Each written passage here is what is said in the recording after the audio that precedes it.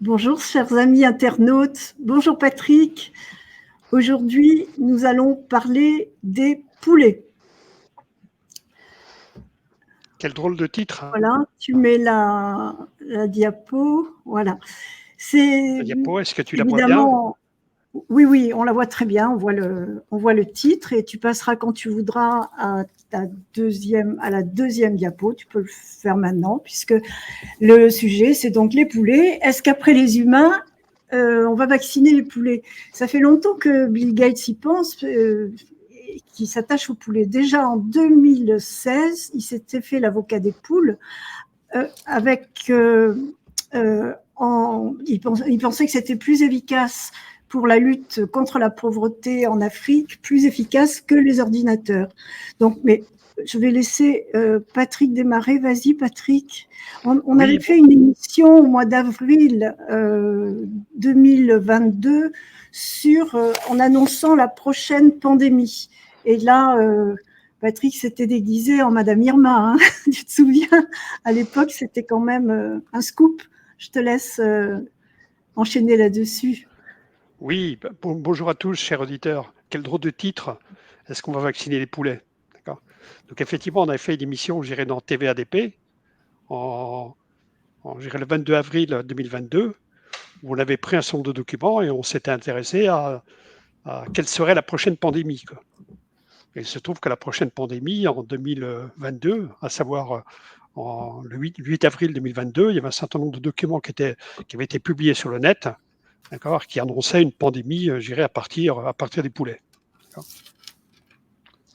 Alors, est-ce que vous connaissez une société qui s'appelle Zoetix ? Alors, Zoetix, c'est le plus grand fabricant de vaccins pour animaux de la planète. Donc, c'est intéressant, on va en parler. À chaque nouvelle émission, chaque nouvelle capsule, je vous ferai remarquer qu'il y a un intervenant nouveau. Le nom de cette dame, puisque c'est une jeune femme magnifique d'ailleurs, qui est à la direction de cette société, c'est la petite nouvelle d'aujourd'hui. Oui, c'est un nom, je dirais qu'on avait, on occulté l'avait dans les cartons. D'accord. Alors, quand on regarde le détail de cette société, Zoetix, alors Zoetix, on retrouve, je dirais, d'un point de vue étymologie, on retrouve Zo, et on retrouve Zetix, qui, au point de vue, je dirais, américain, signifie le bien-être. D'accord. Alors, quand on regarde un petit peu le détail de la fiche qui est disponible sur leur site internet, on s'aperçoit effectivement qu'ils ont, d'accord, je dirais, vacciné un certain nombre, je dirais, de grands singes à l'intérieur des eaux, d'accord, à partir du virus SARS, et qui sont très très fiers d'avoir fait ce genre d'opération. C'est le leader mondial des fabricants de vaccins. Ça m'a fait même sourire parce que il y a une fiche, je dirais, d'événements indésirables qui est prévue. Dans cette fiche d'événements indésirables, il est noté que s'il y avait effectivement, je dirais, suite à la vaccination d'un de ces animaux, il y avait une mauvaise opération, je dirais, par exemple, la personne qui avait picousé s'était fait, je dirais, piquer avec l'aiguille, il y avait une fiche indésirable pour savoir quels seraient les effets indésirables suite à la vaccination d'un animal. Donc tout a été prévu. Ça ressemble étrangement. Excuse-moi, c'est l'humain qui vient contaminer l'animal, là. Voilà, là, non, en fait, si tu veux, ils ont vacciné, voilà, c'est plutôt l'inverse. Ils ont vacciné, je dirais, un grand singe. Suite à la vaccination, il y a eu une mauvaise manipulation et la personne qui a vacciné s'est fait, par exemple, piquer avec la seringue. Elle peut être à des effets indésirables suite à ça. Et donc, il y a une fiche d'effets indésirables de la personne, d'accord, suite à la vaccination, d'accord, du grand singe. Alors, quand on regarde, on va un peu plus rentrer dans le détail. C'est étrange, d'accord. Quand on fait est-ce que vous croyez aux coïncidences ? Quand on regarde, et moi je ne prends que des choses qui sont sur Internet, quand on n'invente rien. Donc, on a regardé un petit peu sur la fiche Wikipédia, d'accord, de Albert Bourla, qui, je vous rappelle, est le PDG de la société Pfizer, et on s'aperçoit qu'il a occupé plusieurs postes dans la société Zoetix, en clair de 2005 à 2009, et c'est même 2010. D'accord, il était responsable, il est vétérinaire, Donc, c'est un médecin vétérinaire. On comprend bien effectivement qu'il connaît très bien la santé animale. Et donc, le futur PDG de Pfizer, d'accord, a eu des postes importants. Il a été président, je dirais, de la division Europe, Afrique et Moyen-Orient de la santé animale. Et il a promu également sur le marché européen, je dirais, tout ce qui était vaccination au point de vue animal. Il y en a beaucoup qui s'occupaient des animaux. La semaine dernière, on parlait d'Alex Hazard. Non, au début de la semaine, lui aussi, il avait un parcours. Oui, il avait un parcours atypique. C'est-à-dire, quand on regarde un petit peu d'où viennent oui. Quel est le parcours, je dirais, de certaines personnes, on est très surpris, quoi. Ouais. Quand on regarde effectivement, quand on revient sur la société, qu'on regarde effectivement sur la fiche, je dirais sur la fiche internet, on s'aperçoit effectivement que la société indique, je vais le lire, le potentiel d'accroître nos connaissances et d'améliorer notre capacité à gérer les questions de santé et de bien-être des animaux est très excitant, a déclaré le docteur Albert Bourla, président de la zone santé animale de Pfizer Europe, Afrique, Moyen-Orient, Asie et Pacifique. Donc, M. Bourla a une culture animale, une culture de santé animale, d'accord, via son passé, ce qui me paraît normal en étant, je dirais, en étant vétérinaire. Alors, c'est tellement vrai que la société Zoetix est une ancienne filiale de Pfizer. C'est énorme, ça. Pfizer, d'accord, a vendu en 2013 la société Zoetix. D'accord. Et la société Zoetix, elle est spécialiste, je dirais, de la Covid-19 pour animaux. Elle a même pondu des tests PCR. Voilà ce qui est dans la fiche. Hein. Elle a même pondu des tests PCR, d'accord, Covid-19, pour les animaux de compagnie. Donc, si votre chat, votre chien, votre perroquet, d'accord, a des symptômes concernant la Covid, ne vous inquiétez pas, Zoetix a de quoi, je dirais, s'assurer par l'intermédiaire de tests PCR. Alors, il ne faut pas oublier que quand on a rendu ces tests PCR obligatoires pour les humains, pour nous tous, le fabricant du test PCR lui-même avait dit que ce n'était pas du tout l'indication de ces tests pour dépistage du SARS et que cette indication était complètement fantaisiste et dommageable. Alors, si on fait un bref checkpoint, on a une société qui s'appelle Zoetix, qui est le leader mondial des vaccins pour les animaux. On a un certain Albert Bourla, d'accord, qui a travaillé pour cette société avec des postes importants. On s'aperçoit que Zoetix est une ancienne filiale de Pfizer, qu'elle a été vendue en 2013. Et on s'aperçoit que Zoetix s'intéresse de très très près à tout ce qui est Covid-19 au niveau des animaux, pas uniquement les animaux de compagnie. Allez regarder les coïncidences. Alors, quand on regarde un petit peu sur la fiche de Zoetix, on s'aperçoit effectivement qu'il vaccine les animaux. Alors, voilà. Nous sommes fiers d'avoir fait un don de 11 000 doses de vaccins Covid-19 à près de 70 zoos des États-Unis. Vous découvrez nos premiers travaux sur le vaccin potentiel contre la Covid-19 pour les chats et les chiens, etc. etc. On est en janvier 2021. Hein. Donc, ils ont été aussi rapides que Pfizer. Je vous laisse imaginer les relations ou les coïncidences. Est-ce que tu sais si ça a été établi qu'à la suite de la vaccination des animaux, comme pour les humains, les animaux ont déclenché un Covid? Oui, bien sûr, bien sûr. Si on racontait l'histoire complète, d'accord, ils ont déclenché effectivement des Covid. On s'aperçoit aussi qu'il y a eu des effets indésirables, d'accord. Ce qui est intriguant, c'est deux sociétés, je dirais, une travaille pour les humains, l'autre travaille pour les animaux. Les deux fabriquent, je dirais, des vaccins et des tests PCR. Et j'aurais même tendance à dire, c'est que j'ai été très intrigué par la société Zoetix, parce qu'elle est même spécialiste, je dirais, dans le numérique, puisqu'elle a fait, je dirais, l'installation de tablettes numériques en Ukraine. Donc, ce n'est pas uniquement un spécialiste, je dirais que. Et quand on s'aperçoit que l'Ukraine, en 2020, il y avait l'identification des 23 laboratoires de biotechnologie. Et quand on s'aperçoit le détail, je n'ai pas donné les transparents, que Zeotix a des partenariats avec Metablota, dans lequel il y a le fils d'un président qui intervient, on voit toute la chaîne de relations qui peut exister. Mais poursuivons, puisqu'il paraît que c'est une capsule, donc il faut aller vite. Est-ce que vous connaissez cette jeune dame, Christine Peck?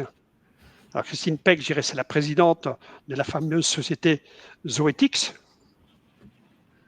Et la présidente de la fameuse société Zoetix, je vous le donne en mille, elle était, avant de rejoindre Zoetix, elle était vice-présidente exécutive développement des affaires mondiales et innovation chez Pfizer. Et puis la cerise sur le gâteau.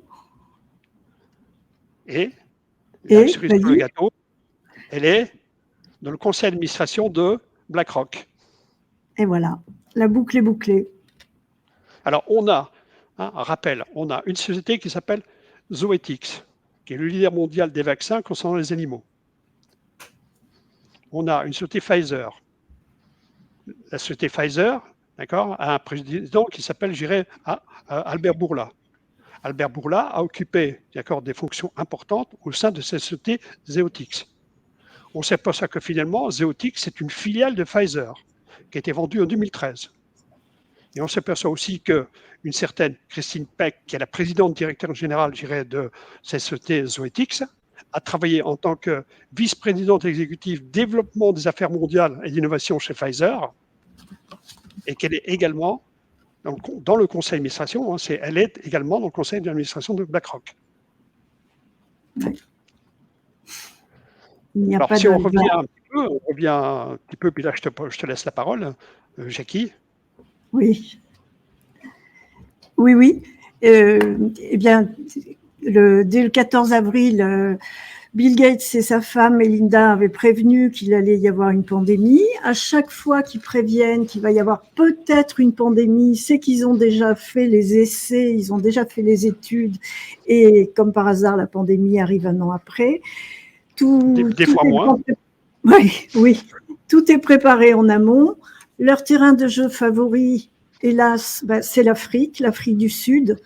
On se souvient, et ça revient dans l'actualité d'aujourd'hui, de tous les essais qu'ils avaient faits pour les vaccins contre le papillomavirus, alors qu'il y a, je crois, une centaine de virus dans cette manifestation, et que les vaccins ne s'attaquaient qu'à 3 ou 4 virus seulement, et que bon, par définition, on ne vaccine pas. Le vaccin, plutôt, c'est destiné à prévenir une maladie et non pas à rendre les gens malades, alors qu'il y avait très très peu de cas de papillomavirus. Et à la suite de leurs essais en Afrique, il y a j'ai plus le nombre en tête, mais infiniment de jeunes filles soit qui sont décédées, soit qui ont déclenché des cancers, qui ont eu des hystérectomies, qui sont stériles, et puis d'autres qui passent le reste de leur vie en fauteuil roulant. Et là, leur terrain de jeu favori, toujours l'Afrique, avec les poulets, puisque Bill Gates avait décidé de lutter contre la pauvreté en lançant son opération poulet bicyclette du Burkina Faso. Et c'était voilà. C'était le prélude. Oui, c'était ça. La lutte avec leur vaccin, la H1N1, dont le premier cas s'était déclaré à Hong Kong en 97, je crois, où il avait été établi que le virus ne se transmettait que très rarement aux humains. Leur crainte, c'était pour les humains, si ce virus s'associait à un virus de la grippe, alors ça risquait de devenir dangereux. Enfin, c'était vraiment, vraiment tiré par les cheveux. Et puis là, ils ont fait un flop avec ce virus-là. Mais avec ce vaccin, pardon. Mais voilà, quoi. Donc, Que dire? Qu'est-ce qui nous réserve encore? On avait eu des essais avec le vaccin, la grippe de la tomate, la grippe de la fraise. Tu te rappelles? C'était au moment de la grippe du poulet, la grippe aviaire. Ils essaient dans tous les sens de nous avoir par tous les bouts. Ok. Oui. Je peux avancer? Oui, oui, bien sûr. Alors, est-ce que la prédiction deviendrait-elle réalité? Est-ce que ce qu'avait annoncé Bill Gates deviendrait réalité? Faisons un petit peu le détail des dons de la fondation Bill Gates. Bon, là, évidemment, elle a fait des dons, de Pfizer. Elle a aussi fait des dons, de biotech, mais c'était essentiellement pour acheter des seringues, d'accord, pour la vaccination Covid-19. Elle a fait, une cinquantaine de millions de dons à cette société, et puis dès qu'elle a pu, la fondation a récupéré ses mises, quoi. Donc là, Bill Gates a fait des dons à Pfizer, bon, pourquoi pas. Par contre, elle a fait des dons à ces sociétés Zoetix de 15 millions de dollars. Ah, c'est pas rien. 15 millions de dollars. Et c'est toujours intéressant avec Bill Gates, c'est quand il donne, quand il fait des dons concernant le sujet de la subvention. Alors c'est vrai que la société, comme vous avez pu le voir, c'est une spécialiste de développement agricole, quoi. Ça n'a rien à voir avec le développement agricole, d'accord? C'est pour mettre en place effectivement le plan de vaccination, du poulet qui est prévu. Alors le don a été fait à Louvain, d'accord, en Belgique. Je vous signale qu'il y a une antenne, de Zéotix également en France. Je crois qu'elle est située à Malakoff. Alors le plan, et on fera une synthèse par la suite. Le plan, c'est vacciner, vacciner, vacciner.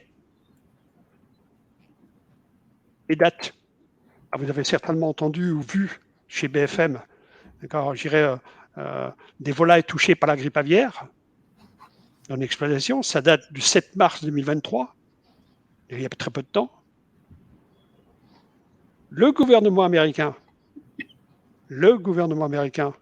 envisage, quand le New York Times sort un document comme ça, d'accord, bon, j'ai d'autres informations, mais je ne peux pas trop les diffuser pour l'instant, mais comme le New York Times, avec les journalistes d'investigation qu'il possède, sort une information comme ça veut dire que c'est une information qui est sourcée. Le gouvernement des États-Unis envisage de vacciner les poulets contre la grippe aviaire parce qu'il cette maladie en tue des millions. Il faut savoir que les États-Unis produisent près de 9 milliards de poulets par an, uniquement pour la viande. La question que je me suis posée, parce que je suis dans un bon état, super excité aujourd'hui, c'est lorsque nous irons au restaurant, est-ce que je vais demander si le poulet ou la dinde a été vacciné, ou est-ce que l'omelette avec les œufs, d'accord, provient d'un poulet vacciné? Ben, ne vous inquiétez pas. Ils sont tous vaccinés. Oui. Ils vaccinent les poussins sont vaccinés avant de sortir de la couveuse. Oui, au moment où ils sortent de la couveuse. Oui. Donc, alors, ne vous inquiétez pas, le vaccin, H5N1 est prêt depuis pas mal de temps grâce à cette société Zoetix, d'accord. Ouais. Et Zoetix, fait le forcing, au niveau de l'administration de Biden, d'accord, pour vacciner. Alors, si on fait le rappel, alors le message, c'est personne ne peut déposer plainte contre une vérité. Si on fait le rappel de ce que je viens de vous raconter, on a une société qui est le spécialiste mondial de la vaccination des animaux. Oui. On a une société qui s'appelle Pfizer, dans laquelle le PDG a eu des postes importants de cette société, d'accord, qui est le leader mondial des vaccins. Les deux, Pfizer et la société Zoetix, produisent et fournissent et vaccinent, d'accord, contre la Covid-19. Et font des tests, les deux. Ouais. Les temps de constitution et de fabrication de ces vaccins sont à peu près identiques pour les deux. La question que je me suis posée, c'est est-ce que le vaccin de l'un n'est pas le vaccin de l'autre ou vice-versa? Là, d'après les informations que j'ai pu lire, les gens disent non, écoutez, le vaccin de Pfizer manipule la protéine spike d'une certaine manière, je ne suis pas un spécialiste, et nous, société spécialiste des animaux, des vaccins, nous manipulons la même protéine spike mais d'une autre manière, ne vous inquiétez pas. Moi, à partir du moment où on commence à me donner ce genre de document-là, c'est ouvrir la porte. On s'aperçoit aussi que la directrice générale, la PDG générale de la société Zoetix, spécialiste de la vaccination animale, a eu un poste important chez Pfizer, que Pfizer était propriétaire de cette Zoetix dont elle s'est séparée en 2013. En 2013, il y a la création des Zoetix. Et cette fameuse personne qui était responsable de l'innovation et du développement, je dirais, dans le monde, est devenue la PDG de la société. On s'aperçoit aussi que, si je rappelle, qu'il y a un certain Bill Gates, et quand Bill Gates traîne dans le coin, on a des, je dirais, on a un passé, d'accord, sans en vouloir à Bill Gates. Il a investi il y a très peu de temps, décembre 2022, 15 millions de dollars. C'est pas rien, 15 millions de dollars dans ces sociétés Zeotix, dont l'objectif, et on s'aperçoit aussi, c'est que le gouvernement, pour un certain nombre, je dirais, de raisons, souhaite vacciner tous les poulets qui existent, d'une part aux États-Unis, et les poulets qui vendraient dans le monde. La question que je me suis posée, c'est est-ce qu'on est en train d'ouvrir un nouveau business Bah oui, parce que conjointement avec, entre Pfizer et Zeotix? Parce que leurs poulets africains, là, ils ont multiplié le rythme par 15.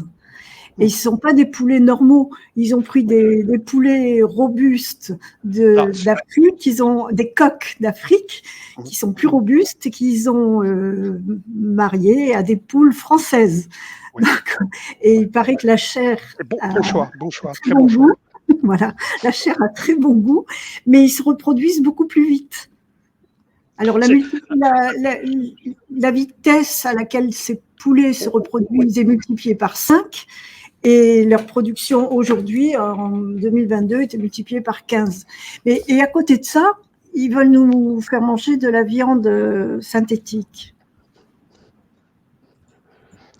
Je dirais que c'est pas tellement on sait que les bœufs, les animaux sont vaccinés. On sait. Oui. D'accord. Oui.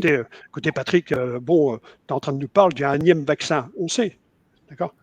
Ce qui m'ennuie, oui, c'est la liaison qui existe au niveau de la Covid-19, avec des tests PCR et des vaccins PCR et des vaccins, je dirais, anti-Covid, d'une société qui est spécialiste de la vaccination des animaux, avec une société qui est spécialiste de la vaccination des humains. C'est là que le bas blesse. Avec une date de fabrication, de développement de 2 vaccins qui se disaient complètement différents, mais qui travaillent tous les deux sur la protéine spike. Mais voilà. Et avec les échanges croisés, j'étais chez toi, je parle de Bourla, j'étais chez toi de 2005 à 2009 et 2010 pour mettre en place la santé animale dans le monde. Ouais. Et je parle, je dirais, de la jeune dame, d'accord, Christine. J'étais chez Pfizer pour occuper la partie innovation et maintenant je suis PDG de la société. Donc des échanges croisés. Ouais. Et quand on voit des tests PCR d'un côté, et quand on voit des tests PCR de l'autre, et quand on voit je vais te vacciner ton chat et ton chien contre la Covid-19, je me pose un certain nombre de questions. J'espère que les gens Oui, merci. J'espère que les gens ne se laisseront pas faire. Quoique, j'en sais rien, parce que les gens ont bien fait vacciner leurs enfants. Alors, pourquoi pas leurs animaux de compagnie aussi. Moins les faire tester, j'avais entendu dire que le virus ne venait pas du pangolin, il ne venait pas de la chauve-souris, que la transmission, je dirais, elle s'effectuait, je dirais, uniquement, je dirais, d'homme à homme pendant pas mal de temps. Et maintenant, j'entends dire que la transmission, elle s'effectue, je dirais, d'animaux en animaux. Et puis, il y a même la transmission qui s'effectue d'animaux à hommes, à humains, etc. et autres. Mais... Et puis, il y a 2 sociétés, entre autres, 2 sociétés qui ont le leadership. Je ne vais pas minimiser Moderna, qui ont le leadership mondial sur la vaccination anti-Covid, humains, anti-Covid, animaux. Chats, volailles, singes et autres dans le monde, avec la même structure, avec des gens qui se croisent. Ben oui. Voilà, parce que toutes ces maladies ne se transmettent pas forcément d'humain à humain, mais le danger, c'est de mélanger avec de mélanger les vaccins avec des vaccins traditionnels. Et là, la porte est ouverte à tous les abus, et c'est ce qu'on est en train de voir. Merci Patrick.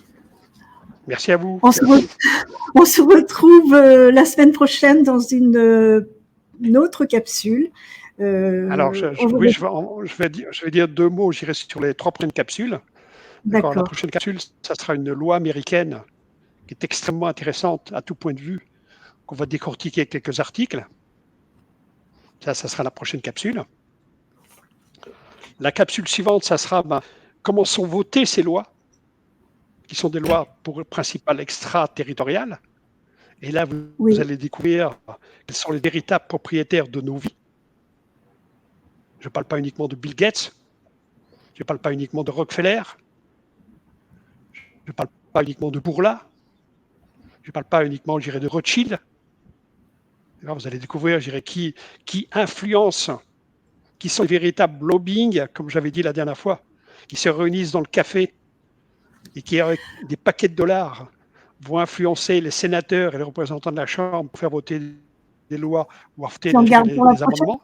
Et je vous signale. C'est la prochaine fois. Oui, et je vous signale. Oui. Je vous signale, je sais que c'est le temps. Et je vous signale quand même que c'est des lois extraterritoriales. D'accord ? Oui. Et puis après, la troisième capsule dans le timing, ça sera, mais est-ce qu'on ne peut pas s'en sortir ? Si on peut s'en sortir. Si on peut voilà, s'en sortir. on attend ça avec impatience. Je suis en contact régulier. Je suis en contact régulier avec un gros cabinet d'avocats, je dirais, américains. Il est clair qu'on ne peut pas s'en sortir. J'entends tout et n'importe quoi sur du style la plainte va être recevable concernant, je dirais, l'immunité, d'accord, des fabricants, l'immunité de ceci et autre. Je pense que c'est mal connaître les US, et pour avoir travaillé, d'accord, aux US et pour être franco-américain, pour travailler des agences et autres, je sais un petit peu comment ça résonne. Donc c'est pas là-dessus, d'accord, qu'il va falloir, je dirais, essayer. Sinon, Robert Kennedy aura réussi et Phil Mitchell aura réussi. Capsule. Il faudra qu'il attende 3 capsules pour dire ça. À bientôt. Et donc, à bientôt. Elle m'a coupé. La prochaine fois, je ne me rase plus. Merci à vous. Au revoir les amis. À bientôt. Au revoir les amis.